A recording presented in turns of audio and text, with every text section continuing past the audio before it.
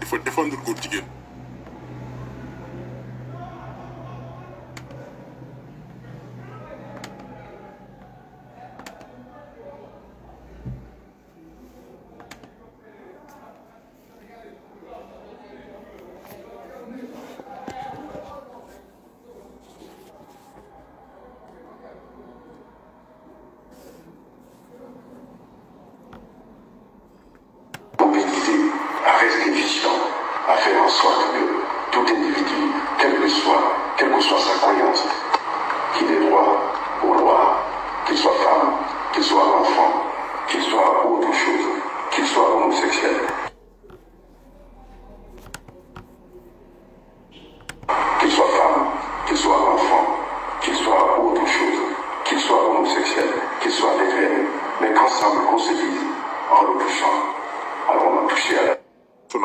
Il faut défendre le quotidien. Mobilité à rester vigilant,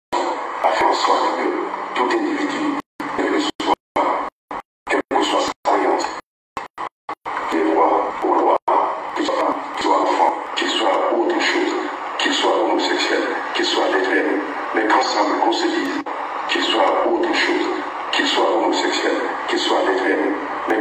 qu'il soit autre chose, qu'il soit homosexuel, qu'il soit lesbien, qu'il soit autre chose, qu'il soit homosexuel, qu'il soit lesbien, qu'il soit autre chose, qu'il soit homosexuel, qu'il soit lesbien, mais qu'il soit autre chose, qu'il soit homosexuel, qu'il soit lesbien, mais qu'ensemble qu'on se dise en le touchant, alors on a touché à la dignité humaine, alors nous sommes debout. Ce combat est pour nous bel hommage. Je vais National.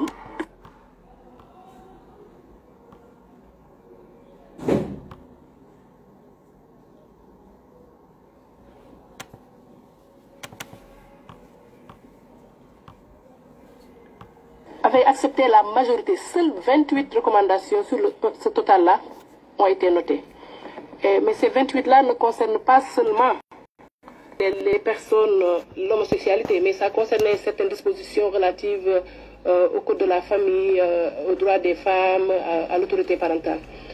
Donc pour revenir sur votre question spécifiquement, je voulais juste préciser que la loi sénégalaise n'interdit pas en tant que telle l'homosexualité. La loi ne parle pas d'homosexualité. Ce qui est interdit et réprimé, c'est les actes contre nature.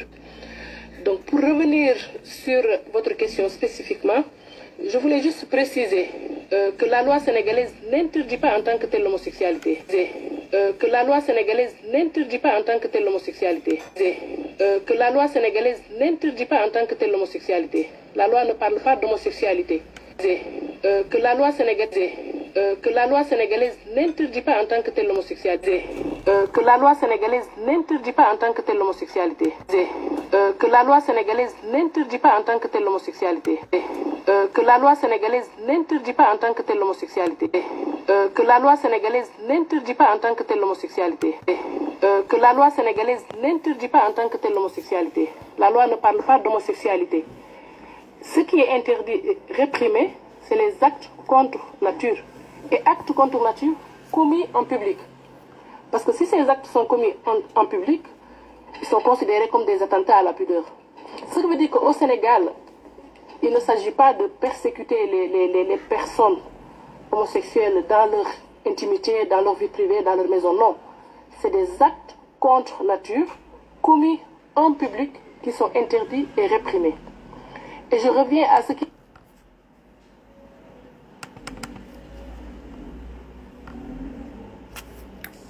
Mais nous nous avons des homosexuels chez nous. Ça veut dire qu'aujourd'hui, Nous avons les des associations homosexuels. de défense des droits des homosexuels. Mais nous avons des homosexuels chez nous. Ça veut dire qu'aujourd'hui, Nous avons les des associations homosexuels. de défense. Mais nous Ça veut avons dire des homosexuels chez nous. Ça veut dire qu'aujourd'hui, Nous avons les des associations homosexuels. de Mais nous ça veut avons dire des homosexuels chez nous. Ça veut dire qu'aujourd'hui, Nous avons les des associations homosexuels. de défense. Mais nous Ça veut avons dire des homosexuels chez nous. Ça veut dire qu'aujourd'hui, Nous avons les des associations homosexuels. de défense. Mais nous Ça veut avons dire des homosexuels chez nous. Ça veut dire qu'aujourd'hui, Nous avons les des associations homosexuels. de défense. Mais nous Ça veut avons dire des homosexuels chez nous. Ça veut dire qu'aujourd'hui, Nous avons les des associations homosexuels. de défense. Mais nous Ça veut avons dire des qu'aujourd'hui, homosexuels chez nous. Ça veut dire qu'aujourd'hui, Nous avons les des associations homosexuels. de défense. Mais nous Ça veut avons dire des qu'aujourd'hui, homosexuels chez nous. Ça veut dire qu'aujourd'hui, Nous avons les des associations homosexuels. de défense des droits des homosexuels au Sénégal auraient pignon sur rue, la possibilité de s'exprimer, la possibilité de faire campagne, par exemple. Ils sont libres. Ils sont libres, Ils sont libres de le faire. sans aucune difficulté. Ah, Sans ça, aucune- Ils sont libres. Ils sont libres de le faire. Ils sont libres. Ils sont libres, par exemple. Ils sont libres. Ils sont libres. Ils sont libres. Campagne, par exemple. Ils sont libres. Ils sont libres. Ils sont libres de le faire. Sans campagne, par exemple.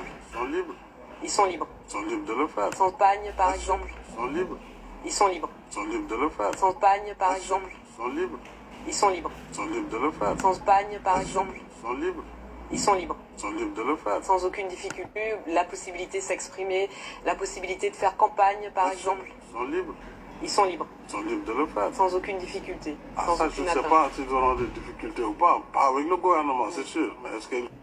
Mais nous Ça veut avons dire des sans homos... difficulté. Ah, Sans ça, je aucune ne sais atteinte. pas s'ils auront des difficultés ou pas. Pas avec le gouvernement, c'est sûr. Mais est-ce que... Difficulté. Ah, Sans ça, je aucune ne sais atteinte. pas s'ils auront des difficultés ou pas. Pas avec le gouvernement, c'est sûr. Mais est-ce que...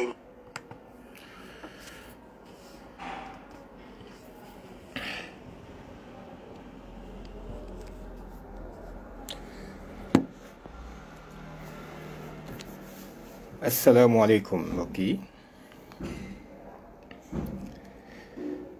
ñoo ngi leen di nuyu ñoo ngi leen di ziyaara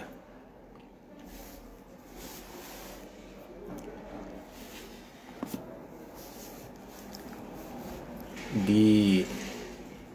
am mbégte bu baax ci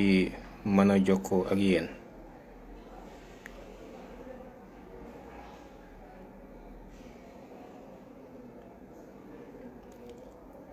di leen ndokkeel ci weeru koor gi di leen baalu xaq di baal ñëpp yi tamit xaq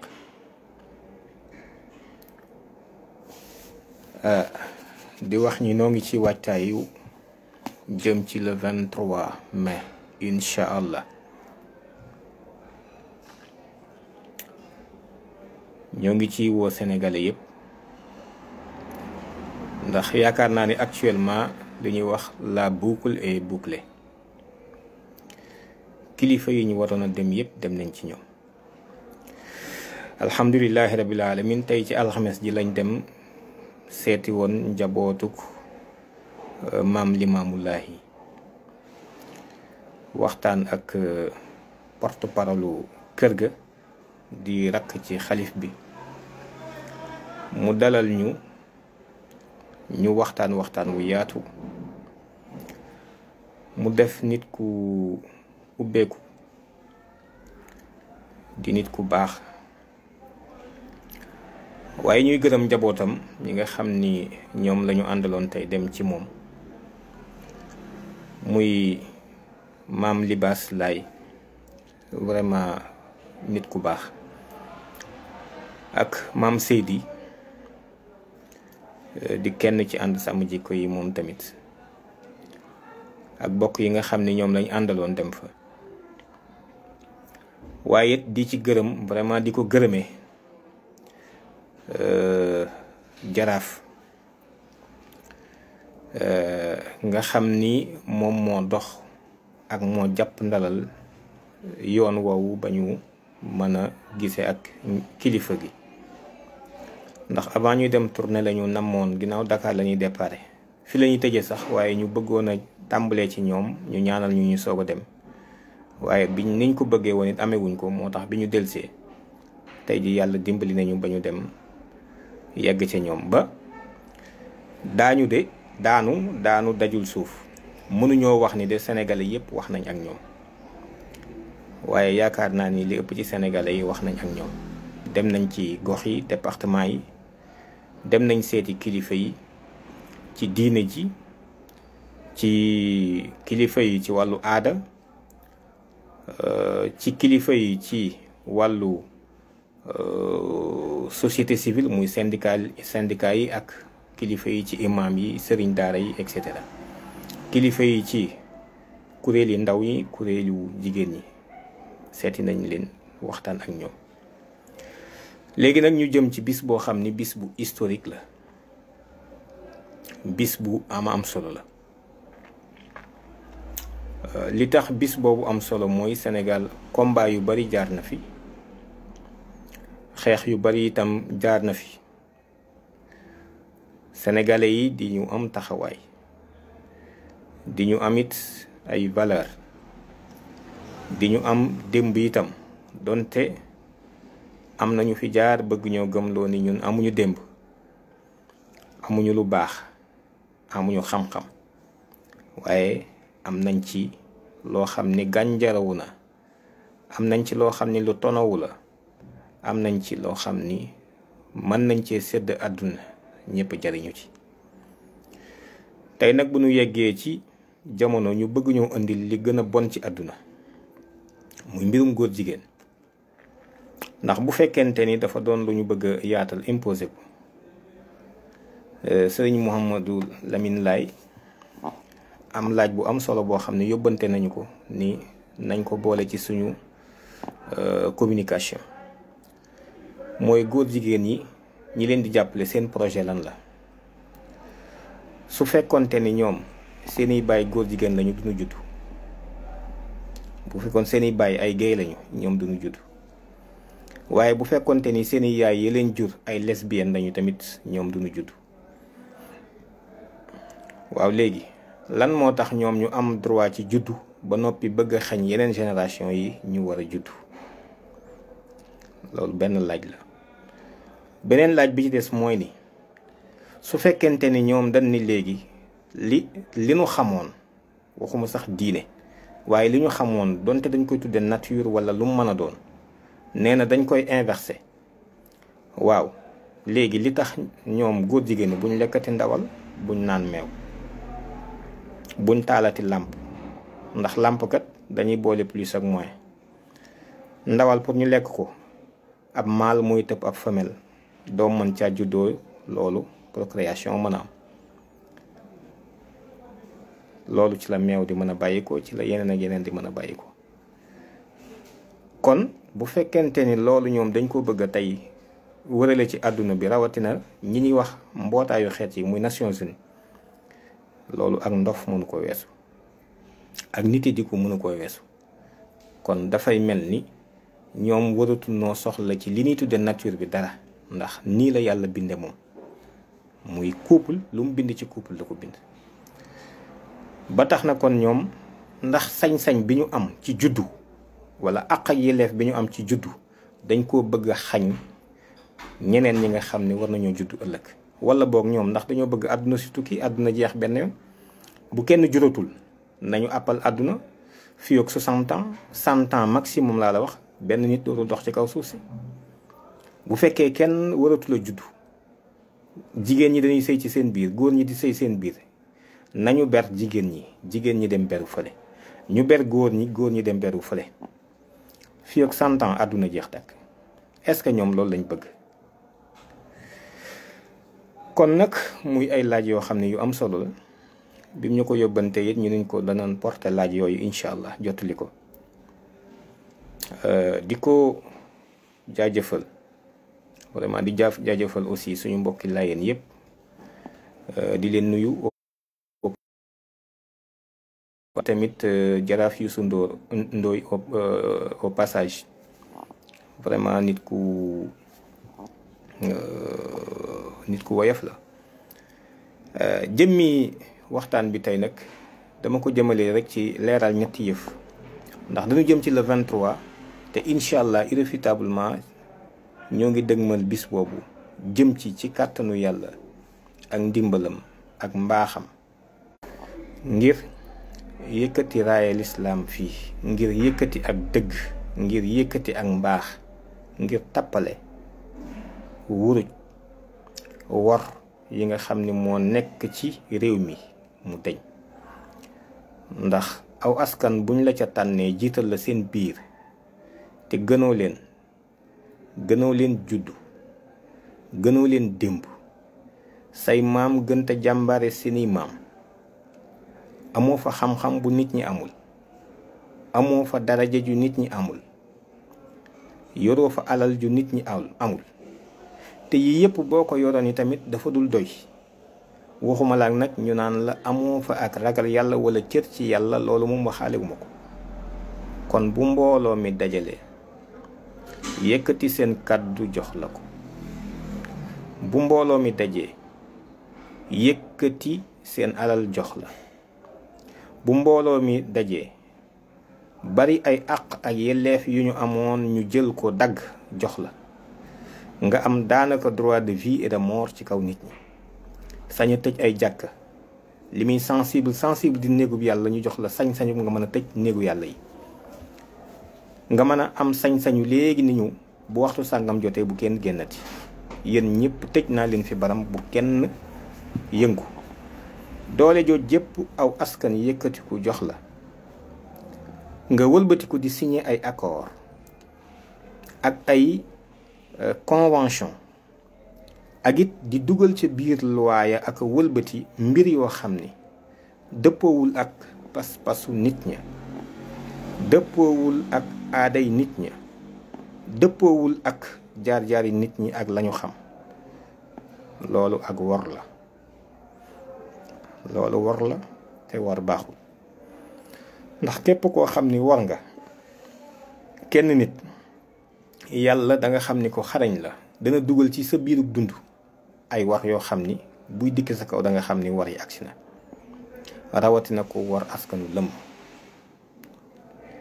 kon nag ma bëggoon a ñëw ci ñetti yëf yoo xam ne rek dama ko bëggoon a préciser xëy na du yàgg sax dama gis ci communication bi ñu tàmbali di wax ni dañuy def marche ànd sàmm jikko yi wootewul marche sitting la woote rassemblement boo xam ni dañuy toog ci benn barab c'est important loolu nit ñi xam ko ñun wootewuñu marche da ngay dox ñun nag bu ñu wootee fa ñu taxaw la ñuy taxaw bëgg nañu sénégalais yépp yi tamit génn mboole seen képp koo xam ni bëgg nga Sénégal bëgg nga lu baax bañ nga lu bon ku bëgg l'islam képp ku bëgg Seydina Muhammad alayhi salaatu wasalaam ku bëgg yoon ci yàlla Isa alayhi salaam képp koo xam ni bëgg nga yàlla képp koo xam ni bëgg nga réew mi képp koo xam ni am nga dara loo yëg ci say baay ak say maam lu ñu la fi bàyyil ci ak mbaax ñoo ngi lay woo ci bis boobu ndax bis bu historique la incha allahu rabbi ci askan wi jël gu ñuy jël seen bopp te dootuñu bàyyi kenn duñu yeew ci buum dinu yóbbu foo xam ni bokkul ci fanu tànn te mu gënal ñun mën nañu jël suñu alal nit mën na defi pexe ba yóbbu suñu alal nit mën na defi pexe ba sax yegg ci suñu jëmm gaaññu wala mu xaññu yu baree bari waaye nag bu nit ñi jógee bëgg a dox suñu diggante suñu boroom bëgg a tilimal suñu bàmmeel bi ñu bëgg a dugg demaguñ fa muy kër goo xam ne demaguñ fa ñu lëndëmal ko tilimal ko bëgg a dagg suñu digganteeg suñu boroom loolu dama ni bakkan la laaj loolu duñu ko nangu tey duñu ko nangu ëllëg te yaakaar naa ni loolu leer na ci ñoom seen bopp beneen bi ci des mooy manifestation boobu ñuy woote manifestation bi lu jëm ci kilifa diine yi xalif généraux yi ñoom duñ fa ay invité kenn invité wu leen ñoom ñoo koy def ñoom lañ koy defal ñun seeni loxo lañ ak seen tànk rek kon ñoom ñoo moom bis ba ñoom bis ba seen bis la ndax tey ji yàlla muy dogal na cër buñ doon séddale ci lu baax ci réew mi ñoom lañ ci xalaat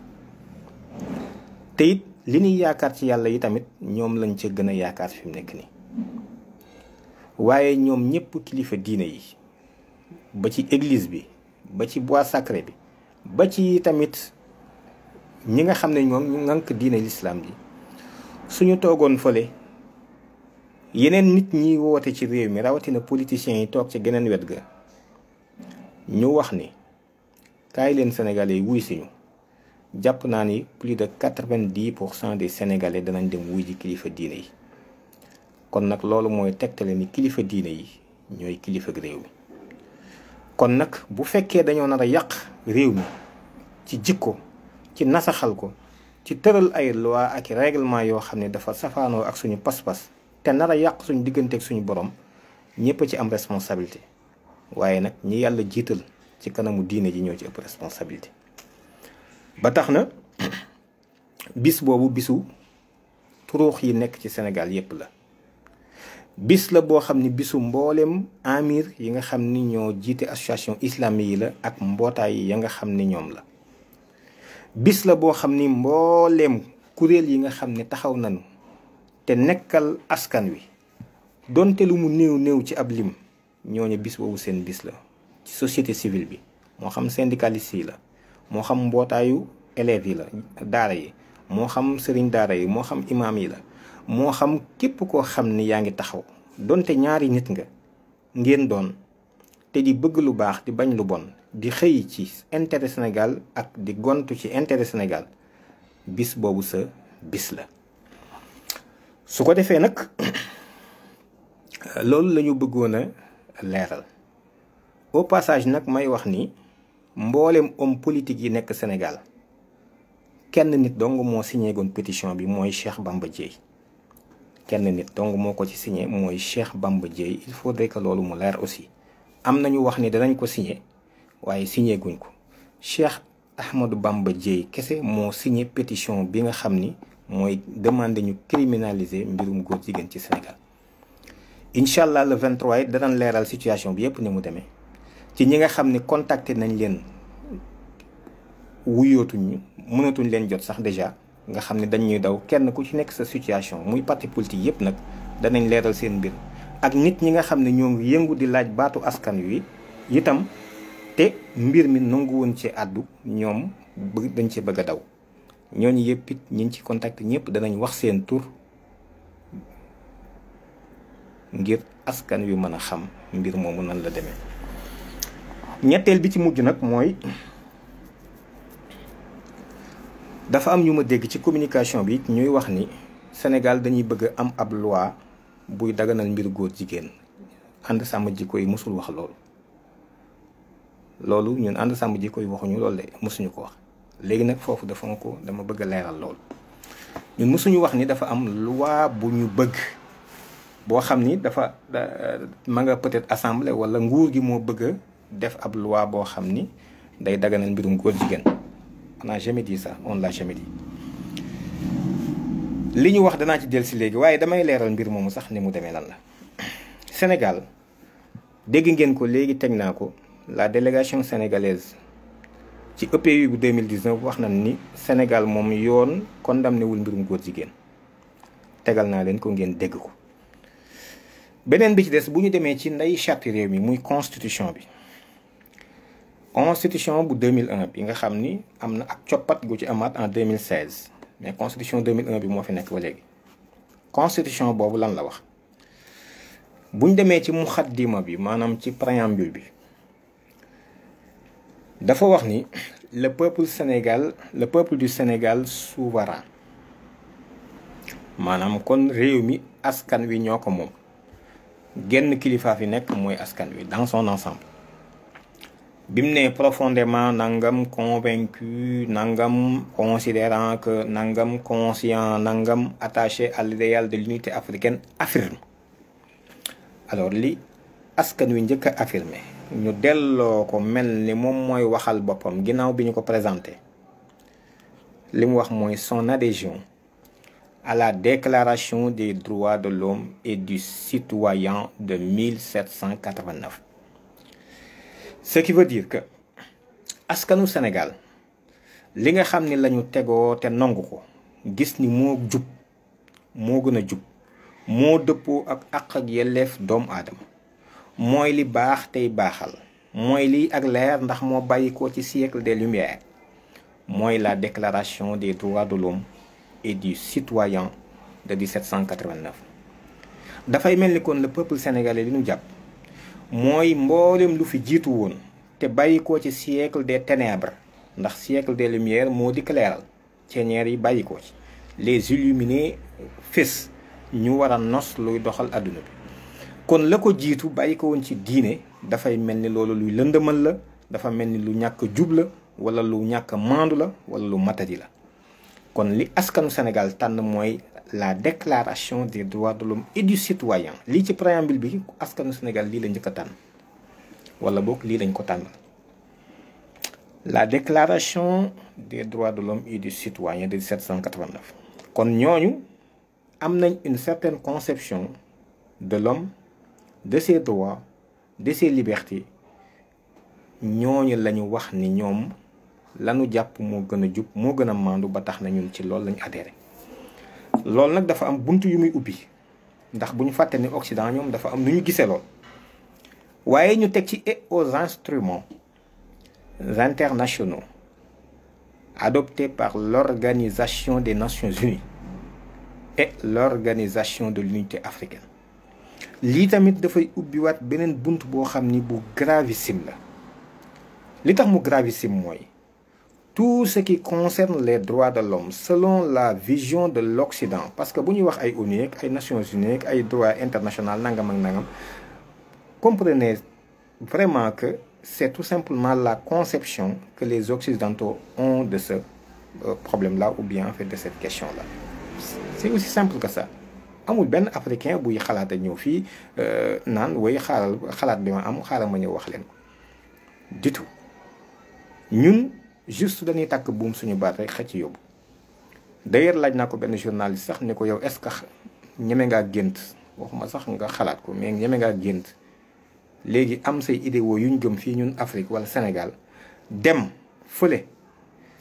ca tugal naan leen léegi kaay leen léegi lii ñu dañ leen ci woo ngeen ñëw ci parce que dañ leen ko imposer def leen ko loi du tout xalaatuñ ko alors bu ñu ubbee nag les instruments internationaux adoptés par l'Organisation des Nations Unies loolu ça veut tout dire que mboolem instruments yi Nations Unies jël instrument am yëpp muy jumtukaay yi yooye Sénégal nangu na ko te fii la problème bi nekk déjà ci constitution bi rek problème am na ci préambule bi notamment nag mu ni notamment la déclaration universelle des droits de l'homme du 10 décembre 1948 la convention sur l'élimination de toutes les formes de discrimination à l'égard des femmes du 18 décembre 1979 la convention relative aux droits de l'enfant le 20 novembre 1989 et la charte africaine des droits de l'homme et des peuples du 27 juin 1981 lii lañu wax ni askanu Sénégal ci lii la engagé wu ci lii la jaayante lii la nangu lii la askanu Sénégal nangu wala boog lii lañ ko nangul ci aw turam te xëñ na xamul li xew yëg ko kon lii benn jafe-jafe am na foofu boo xam ni dana dugal mbirum góor jigéen danaa ci dikk bala maa jeexal ndax bu ñu waxee tous les instruments des Nations Unies rek ça veut tout dire et aux instruments internationaux adoptés par l'Organisation des Nations Unies te bokk na ci instruments yooyu ak jumtukaay yi boo xam ni danaa ci dikk léegi ci kanam boo xam ni lu leer nañ la wax ci mbirum góor jigéen kon constitution bu Sénégal moom nangu na ak ngóor jigéen reconnaître na ko déjà ci préambule bi rek loolu benn aspect la beneen aspect bi ci des mooy boo ñëwee ci préambule bi ba tey deuxième élément bi mooy le respect des libertés fondamentales et des droits du citoyen comme base de la société sénégalaise loolu tamit bokk na ci lu askanu Sénégal di réaffirmer donc respecter liberté yi nga xam ni muy yelleef sañ-sañ ak àq yi nga xam ne les droits yi askan wi am loolu mooy keno gi nga xam ne moo téye askanu Sénégal loolu tamit ñu ngi koy jëmmal te citoyen yooyu yëpp suñu ko spécifié wul da ngay gis ni boo leen di lim da nga ci lim góor lim ci jigéen da nga ci limaale aussi keneen loolu muy deuxième élément bi nga xam ne mi ngi ci préambule bi troisième élément bi muy boo demee ci article 7 bi nga xam ni moo dem ci titre 2 bi des libertés publiques et de la personne humaine des droits économiques et sociaux et des droits collectifs. Article 7 bi lan la wax ci alinéa 2 bi dafa wax ni tout individu a droit à la vie, à la liberté, à la sécurité, au libre développement de sa personnalité, à l'intégrité corporelle, notamment à la protection contre toute mutilation physique. Tout individu nit rek la wax nit kooku nag xëñ na ca taxawaayam doxinam yitteem ca lañ koy mën a am fuñ ko classé waaye nit rek la wax te nit ñooñu ñëpp dafay delluwaat ci en fait tous les Sénégalais. Quatrième bi mu ni le peuple sénégalais reconnaît l'existence des droits de l'homme inviolables et inaliénables comme base de toute communauté humaine de la paix et de la justice dans le monde. Alors nga gis ni kon reprendre nañ foofu aussi ce qu'on appelle en fait les droits de l'homme non pas ci ñun niñ ko gisee mais ni ñu ko suñuy maître jàngale ni ñu ko suñuy sëriñ jàngale muy Occident ni ñu droit de l'homme moom mooy lii ñoo koy définir. Droit de l'homme yooyu nag la ñu wax ni le peuple sénégalais reconnaître na existence boobu muy article 7 laa la wax alinéa 3 bi. loolu nag di lu am solo loo xam ne si dafay ubbi question wu àq ak yelleefu doomu aadama yoo xam ni constitution bi daf koy waxati ko te it amul lu mu ci settee lu dul ci article 1er bi nga xam ni am na yu nu lim yoo xam ni tudd nañ ko fa waaye tudduñu ci mbirum góor jigéen. 5e élément bi bu ñu demee ci article 8 bi alinéa 1 bi la République du Sénégal garantit à tous les citoyens les libertés individuelles fondamentales. te liberté individuelle fondamentale boo delluwaatee ca kaw da nga gis ni énuméré nañ ko wala boog sax ci article 8 bi kii nañ ko mooy ay liberté culturelle, liberté religieuse, philosophique, syndicale, liberté d'entreprendre, à l'éducation, de savoir lire et écrire, le droit à la de propriété, droit au travail, droit à la santé, droit à un environnement sain, droit à l'information plurielle, etc., etc., etc. ak yeneen liberté yoo xam ne waxoon nañ ko muy liberté de manifestation, de déplacement, liberté de réunion, liberté d'association, liberté de presse, liberté d'expression, liberté d'opinion. te loolu ni ko ñëpp di amee noonu la ko góor jigéen bi aussi di amee tudduñu fii nag ñoom góor jigéen waaye dañu wax ni reconnaître nañ loolu de manière individuelle muy loo xam ne dafa kenawu ci ñëpp ñoom ñoo commencé am, n'est-ce pas? Donc loolu muy 5e élément bi. 6e bi muy les libertés civiles et politiques, liberté d'opinion, liberté d'expression, liberté de presse, liberté d'association, liberté de réunion, liberté de déplacement, liberté de manifestation yi tamit énuméré nañ ko. loolu yi tamit mboolem askan wi yëpp ñoom ñaa si bokk maase bokk muy 6 éléments.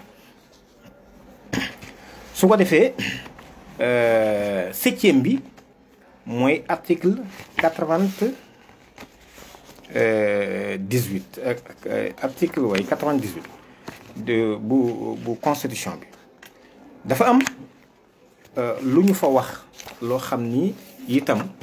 dafay gën a dëgëral mbooleem luy gis-gis bi Occident suprématie bi nga xam ne am na ko maanaam yëkkatiku gi mu yëkkati ak tiim gi mu tiim suñuy xalaat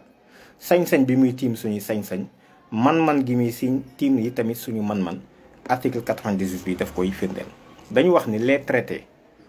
ou accords régulièrement ratifiés ou approuvés ont dès leur publication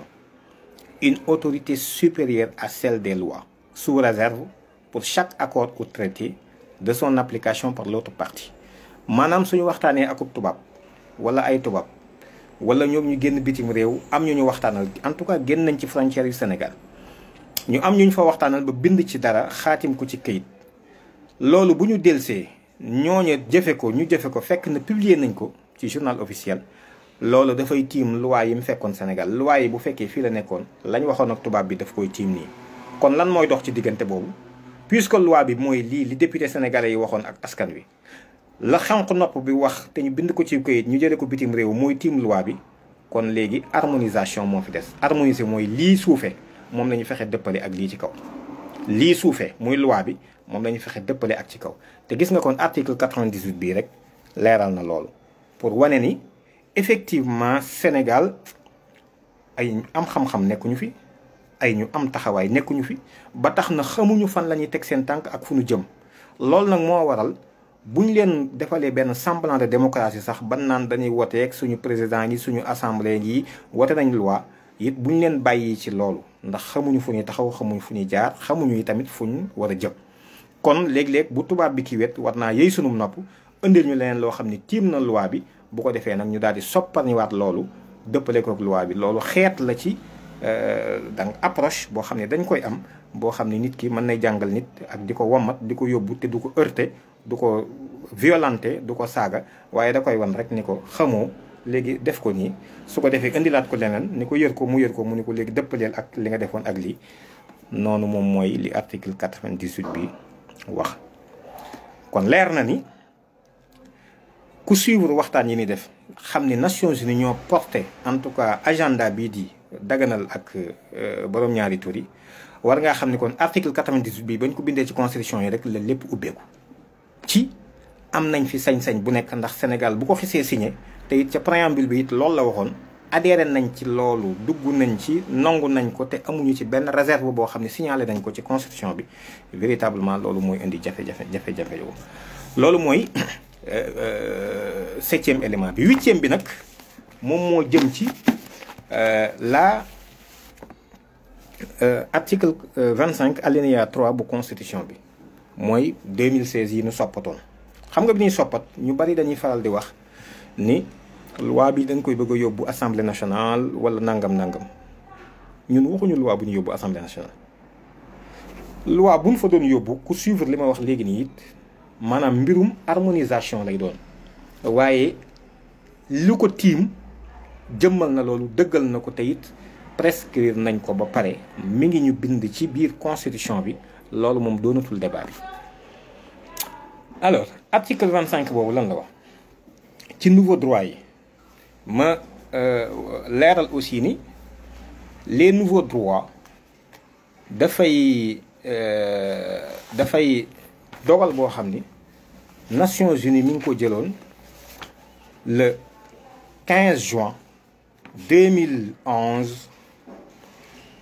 pour proclamer ay nouveaux droits mi ngi nii. je ne sais pas ndax nit ñi danañ ko mën a jàng am déet mi ngi nii les nouveaux droits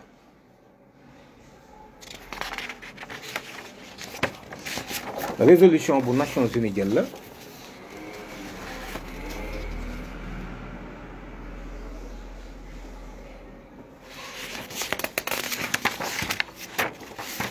résolution bi mi ngi nii. C'est la résolution 17 L9 bu 15 juin 2011 résolution bi lan la wax ginnaaw joxoon nañu àdduna ci déclaration universelle des droits de l'homme ay àq ak yelleef ci 1948 le 10 décembre 1948 ginnaaw joxoon nañ leen ko te am na ñu ci bokkul woon ñu leen di tuddee finalement sax lañ leen tuddee ay minorité te ñii bokk ci góor jigéen yi moo tax bi ñu doxee ba ci 2011 ñu daal di wax le Conseil des droits de l'homme des Nations Unies a adopté le 15 juin 2011 avec 23 voix contre 19 une résolution affirmant l'égalité entre les hommes, quelle que soit leur orientation sexuelle et leur identité de genre. maanaam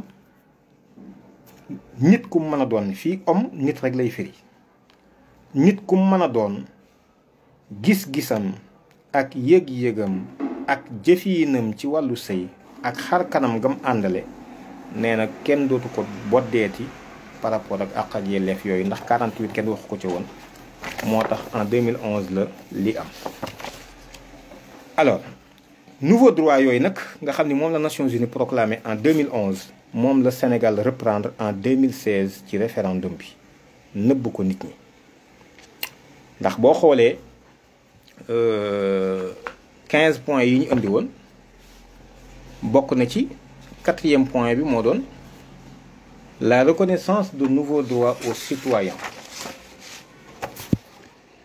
La reconnaissance de nouveaux droits aux citoyens. 2 points. loolu moom mooy yëf yi nouveaux droits aux citoyens ak yelleef yu yees.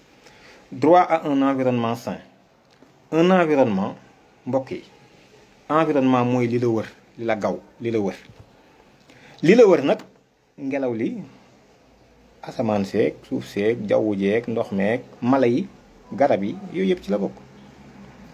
mbindeef yi ñu mën a gis ak yi ñu gisul yooyu yëpp ci li la wër la bokk. waaye ndax yéen a ngi xam ne ñi la wër it li la wër environnement bi nit ñi ci lañ bokk aussi. nit ñi ci ñi la wër la bokk te ñooñu la wër nit ñooñu tamit ay góor a ngi ci ay jigéen a ngi ci waaye ñeneen a ngi ci aussi. gis nga subtilité boobu donc muy un environnement sain léegi nag pour nga mën a am environnement bu dal bu sain nit ñi dañuy daal di xalaat rek garab yaa toppatoo ko ndangam fekk na tamit dundu geeg dundin wi ci boppam le principal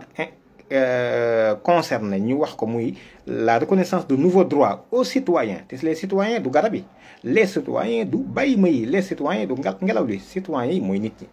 ñi ñooñu nag ci seen biir jëflante it il faudrait que véritablement mu mën a refléter ak nekk en harmonie ak environnement bu sain boobu ñuy wax véritablement. moo tax boo demee ci article 25 alinéa 3 dañu wax ni tout citoyen est tenu de respecter quoi scrupuleusement la constitution, les lois et règlements, notamment d'accomplir ses devoirs civiques et de respecter les droits d'autrui. maanaam képp kuy doomu réew mi warteef la ci yow nga tegoo li constitution bi wax loi yi ak règlement yi def li war sa digganteeg réew mi ci taxawaay ci wax ci jëf ba noppi yi tamit nangul keneen ki àqam ak yelleef keneen ki ni nangul àqam ak yelleef mooy kan keneen ki baatu tubaab lañ jëfandikoo autrui mooy keneen ki mooy kan keneen ki ñu war a nangul àqam ak yelleef te sànq bañ naa ko ba constitution bi laa jël lim naa ci yu bari yoo xam ne lim nañ ko tudd nañ ko depuis 2001 am na ci yoo xam ne fekkoon na ko depuis la première constitution celle de 59 léegi keneen ki ñuy wax ni autrui ba loolu ñu dugal ko ci bi ñuy spécifier maintenant ni léegi mooy nouveau droit yooyu keneen kooku mooy kan léegi man maa ngi leen di laaj boobu loolu moo waral il ne s'agit pas véritablement di am ay lois yu ñuy dem di waajal assemblée nationale c'est-à-dire il faudrait que nit ñi comprendre loolu góor jigéen ñi dañoo amagul fit xëy na yaataa yumbe ci péncum Sénégal waaye lenn lu leen koy tere amul ci réew mi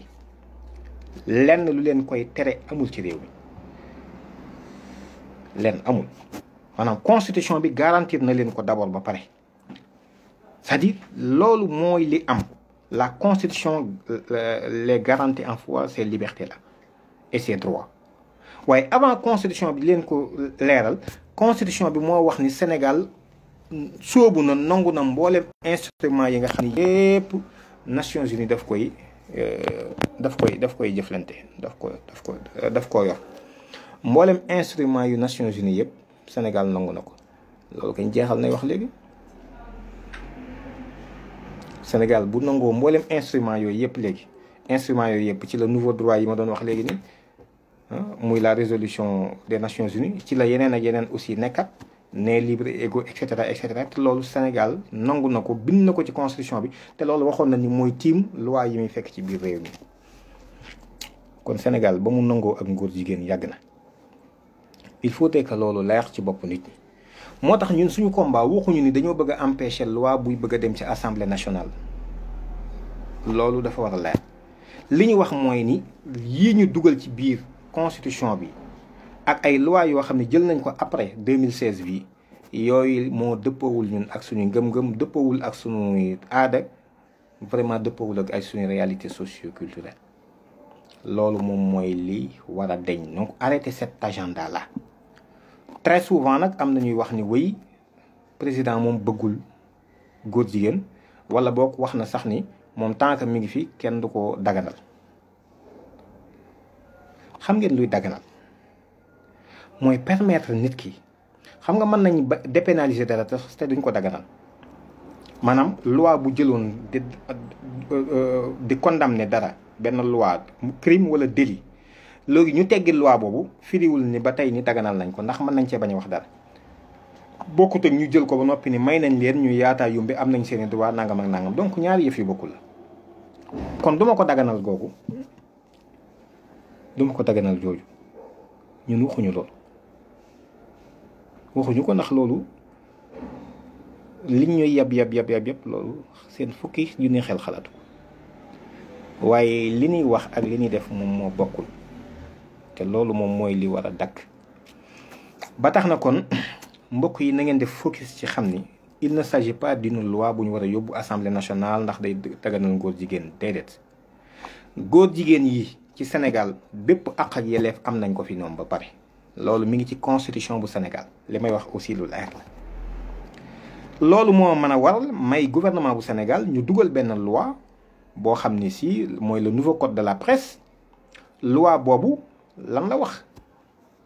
boo demee ci article 18 dafa wax ni le journaliste et le technicien des médias doivent respecter la dignité humaine, éviter toute allusion par le texte, l'image et le son à l'appartenance ethnique ou nationale d'une personne, à sa religion, à son sexe ou à son orientation sexuelle. ndax dégg ngeen loolu maanaam ni ñuy teree journaliste bi ak technicien ba ki am xarala di liggéey ci kër yooyu taskatu xibaar yi niñ leen di teree ci ñuy bot di nit ak di ko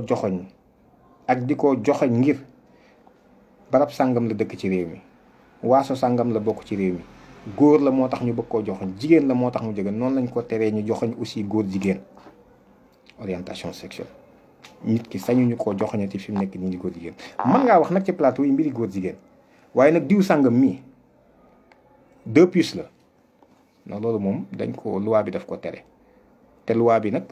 président promulgué na ko ci 2021 bii bukki nag wax nañ ni bu yebee waxambaane ca doxin wala 2001 la koy soog a promulgué bon c'est vrai que nag ñun ñoo ngi félicité le peuple sénégalais ànd sàmm jikko yi bon vraiment ak mbooleem kuréel yi nga xam ne yëpp am nañ taxawaay ci loolu mais de manière générale le peuple sénégalais vraiment di ndokkeel aussi gouvernement bi ci loolu courage boobu ndax man dama jàpp sax ni dama leen a bëgg a wutal ñoom lay ci xëy na yu bari yu ñuy def xëy na dañ ci amul pexe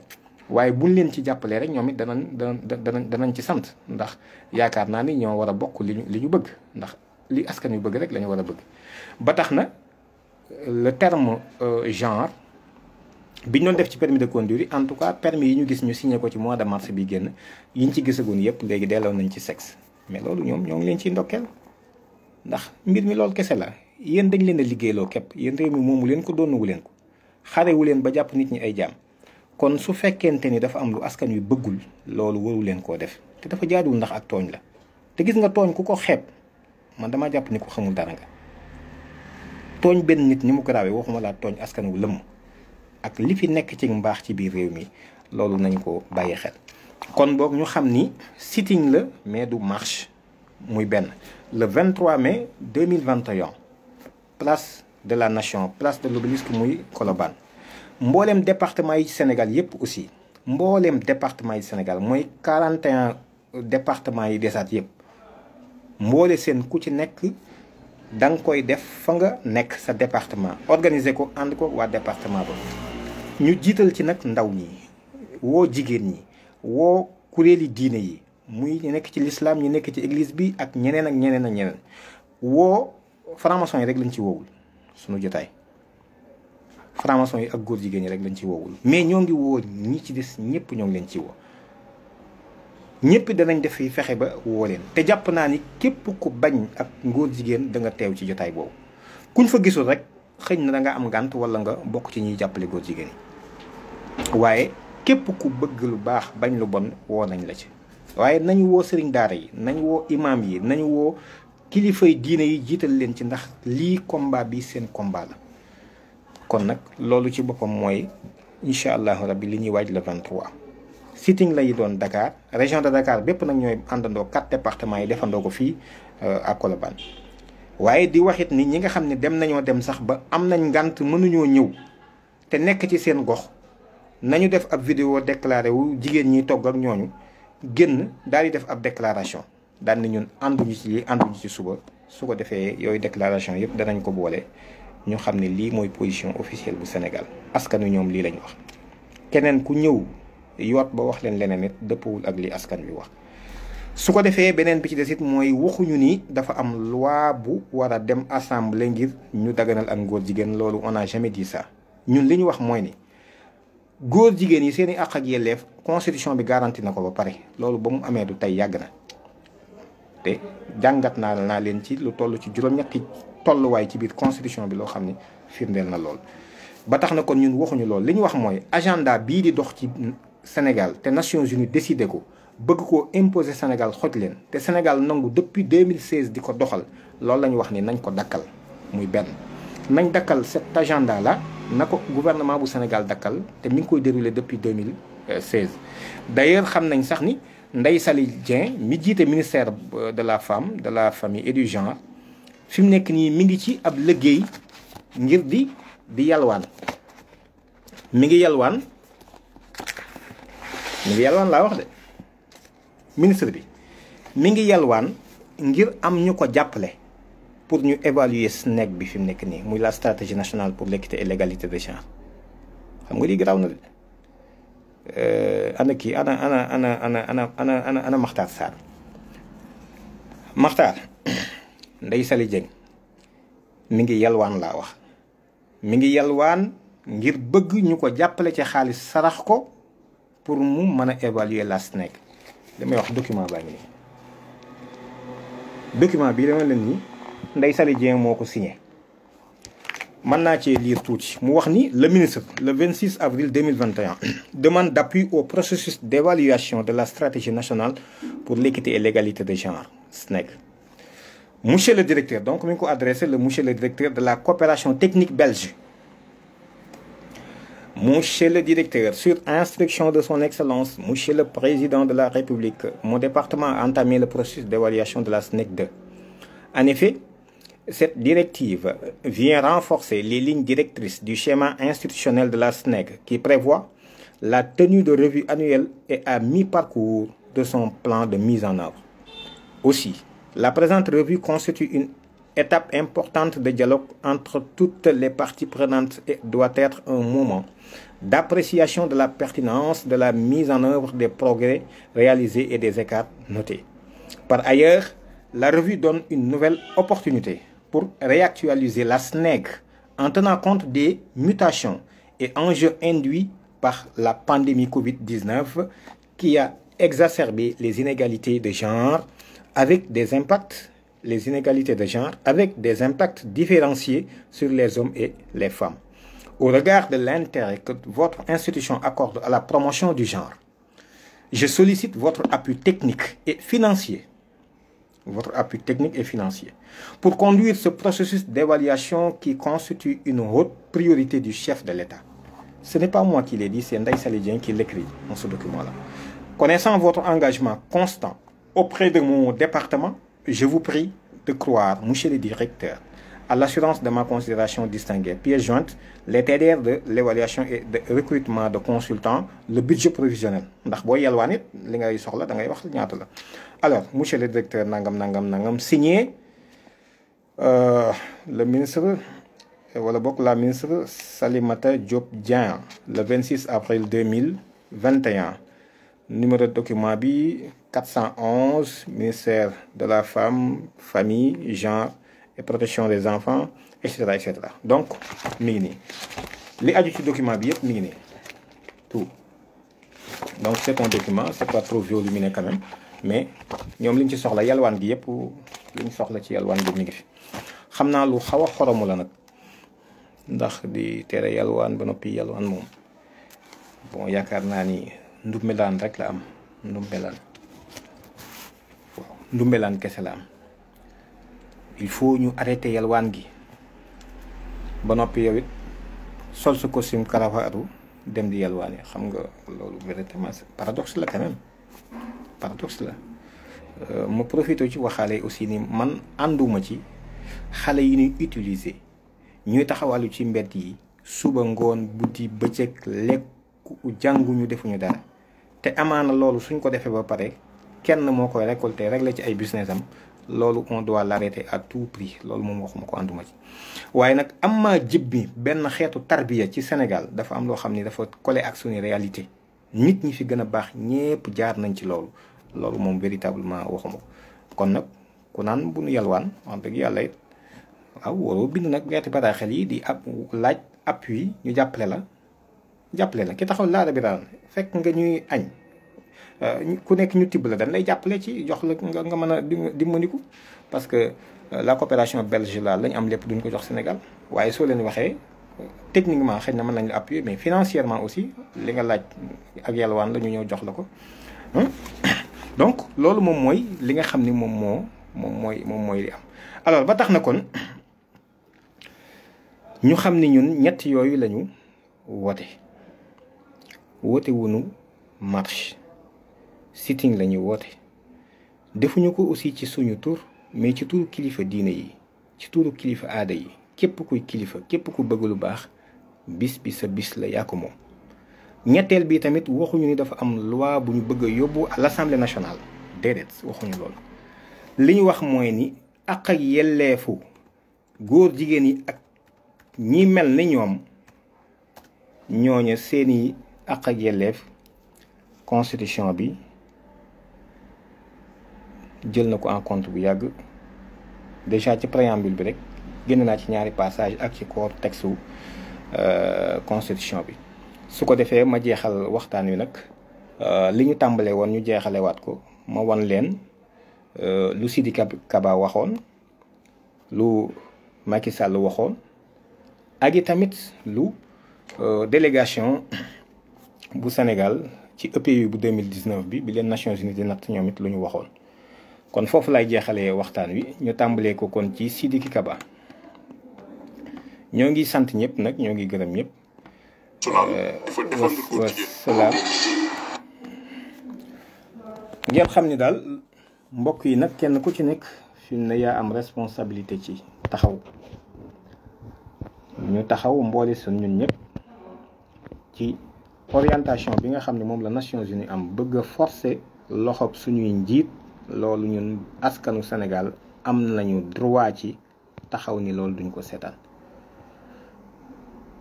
mbir mi nga xam ne am na kenn ku ci ne am nga ci responsabilité ku ci nekk sa responsabilité nag bu la neexee nga assumer ko bu la neexee aussi nga sëgg bàyyi waaye ñun danañ assumer suñu responsabilité pleinement et entièrement nit ñi faral di wax nag ay wax yoo xam ni waxi xale la daal waxi kasaw ñun amuñu temps wu tontu ci loolu ak di wax ci loolu ndax nit ki am na loo xam ne su fekkee ñor na la dalay tax a jóg nga jóg jëf ci ñun nag ma réaffirmer ko suñu bakkan bi yàlla moo ko moom mu rot tey ak mu rot suba ak mu rot juróom fukki at lañu yemale vraiment ñun amul benn changement ci ñun parce que lu ci nekk li ma ci ëppal solo mooy xam naa ne dogalub yàlla lay àndal te dogalu yàlla boobu ñun mooy li am solo ci ñun lu mu mën a doon rek sant nañ ko ci alors c'est pas le plus important donc du ay Babacar Mbuub wala Cheikh Omar Diagne Makhtar Sarr wala Adama Mbuub wala noonu c'est pas ça le plus important mooy li tax yàlla tànn suuf indi ñu fi mooy ñu assumer suñu responsabilité sur terre ba nga xam ni suuf lu fi mën a xew bu yàqoo mais véritablement nit mooy ki responsable ñun suñu jëmm yii lu tuuti la ça passe mais am na lu ëpp solo loo xam ne ça demeure muy enjeu bi opposé véritablement xisbullahi ak xisbu cheytaan mais tey su ma leen di laaj xisbu cheytaan mooy ñan ngeen may wax kon c'est ça le plus important li leen opposé muy ce combat perpétuel laa nga xam ne moo tax nit ñu indi ko ci kaw suuf c'est-à-dire li tax ñu amal nit xam nañ ko wax nañ ko ci laayaat aaya boo xam ni jinne yi lañ njëkk a cité teg ci nit wa maa xalaqtul insa wal jinna illaa liya'buduun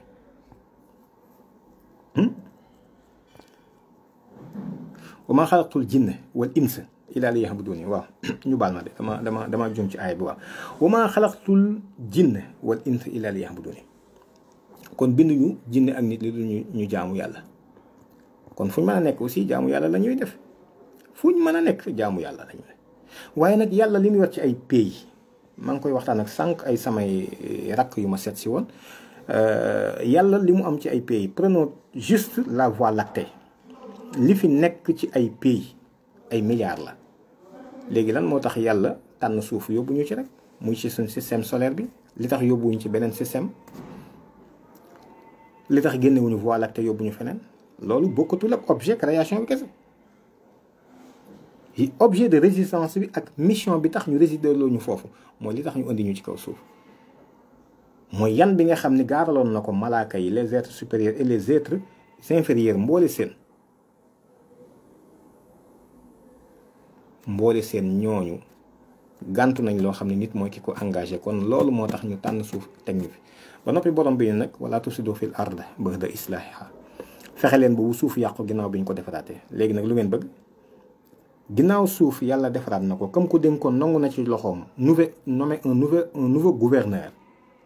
léegi nag jox ko les pleins pouvoirs ne ko fexeel léegi nag ba corruption suuf si bu mu yàqu fexeel ba ak mbon bu mu law kooku kon lii mission mooy mu taxawu suuf soosu ba suuf si duñ ko corrompre waxuma peppi suuf yi ba dund gi ak dundin wi du yàqu ba jikko yi du yàqu parce que effectivement li ngay gisee ci ni suuf bu mu yàqu jikko yi moo ci jiitu mooy ki yàlla yónni ci ñëpp bi mu jëkkee dafa ni innama bu'istu li utammima makarimal axlaq yónni wuñ ma loolu ma mottali xeetu jikko yi rafet kon jikko yi rafet yooyu bu amee suuf yàquwul waaye su manqué rek nañ xam ni suuf yàqu na véritablement te gaa ñi foofu lañ toll fi mu nekk nii yàq suuf si yàq suuf gaa ñi foofu lañ toll fi mu nekk nii promouvoir fi mu nekk nii ak mbon rester vigilant à faire en sorte que tout individu, quelle que soit sa croyance, qu'il ait droit aux lois, qu'il soit femme, qu'il soit enfant, qu'il soit autre chose, qu'il soit homosexuel, qu'il soit homosexuel, qu'il soit homosexuel, qu'il soit homosexuel, qu'il soit homosexuel, qu'il soit lesbienne, mais qu'ensemble, qu'il soit homosexuel, qu'il soit lesbienne, mais qu'ensemble, qu'il soit homosexuel, qu'il soit lesbienne, mais qu'ensemble qu'on se dise, qu'il soit homosexuel, qu'il soit lesbienne, mais qu'ensemble qu'on se dise, en le touchant, alors on a touché à la dignité humaine. Alors nous sommes ce combat est un bel orage. Je vais kon loolu moom mooy benn bi kenn ci kàngam yi nga xam ne ñoo ngi ci biir réew mi loolu moo ko wax beneen bi ci des mooy EPI bu 2019 avait accepté la majorité. Seules 28 recommandations sur ce total-là ont été notées. Mais ces 28-là ne concernent pas seulement les personnes, l'homosexualité, mais ça concernait certaines dispositions relatives au code de la famille, aux droits des femmes, à l'autorité parentale. Donc pour revenir sur votre question spécifiquement, je voulais juste préciser que la loi sénégalaise n'interdit pas en tant que telle l'homosexualité. La loi sénégalaise n'interdit pas en tant que telle l'homosexualité. Que la loi sénégalaise n'interdit pas en tant que telle l'homosexualité. Que la loi sénégalaise n'interdit pas en tant que telle l'homosexualité. La loi ne parle pas d'homosexualité. Que la loi sénégalaise n'interdit pas en tant que telle l'homosexualité. La loi ne parle pas d'homosexualité. Que la loi sénégalaise n'interdit pas en tant que telle l'homosexualité. La loi ne parle pas d'homosexualité. Que la loi sénégalaise n'interdit pas en tant que telle l'homosexualité. La loi ne parle pas d'homosexualité. kon loolu leer na Sénégal yoonu réew mi terewul ngóor jigéen ndax waxulu sax ngóor jigéen bi ci mujj nag mooy seen kilifa ñoom ñëpp. Nous avons des homosexuels chez nous. Ça veut dire qu'aujourd'hui, Nous avons les des associations homosexuels. de défense- Mais nous Ça veut avons dire des homosexuels chez nous. Ça veut dire qu'aujourd'hui, Nous avons les des associations homosexuels. de défense- Mais nous Ça veut avons dire des homosexuels qu'aujourd'hui- chez nous. Ça veut dire qu'aujourd'hui, Nous avons les des associations homosexuels. de défense des droits des homosexuels. Mais nous avons des homosexuels chez nous. Ça veut dire qu'aujourd'hui, Nous avons les des associations homosexuels. de défense des droits des homosexuels au Sénégal auraient pignon sur rue, la possibilité de s'exprimer, la possibilité de faire campagne, par exemple. Sont libres. De faire campagne, par exemple. Sont libres. Par exemple. Sont libres. Par exemple. Sont libres. Exemple. Sont libres. Ils sont libres. Sont libres. Ils sont libres. Sont libres. Sont libres. Sont libres. Sont libres. Sont libres. Sont libres. Sont libres. Sont libres. Ils sont libres. sont libres de le faire. Sont libres. Ils sont libres. Sont libres de le faire. Sans aucune difficulté. Sont libres. Ils sont libres. Sont libres de le faire. Sont libres. Ils sont libres. Sont libres de le faire. Sans aucune difficulté. Ah, Sans ça, je aucune ne sais atteinte. pas s'ils auront des difficultés ou pas. Pas avec le gouvernement, c'est sûr. Mais est-ce qu'il y a des difficultés ou pas? Pas avec le gouvernement, c'est sûr. Des difficultés ou pas? Pas avec le gouvernement, c'est sûr. Des difficultés ou pas? Pas avec le gouvernement, c'est sûr. Des difficultés ou pas? Pas avec le gouvernement, c'est sûr. Mais est-ce qu'il kon bokk wax jàngook wasalaamualeykum wa rahmatullahi wa barakatuh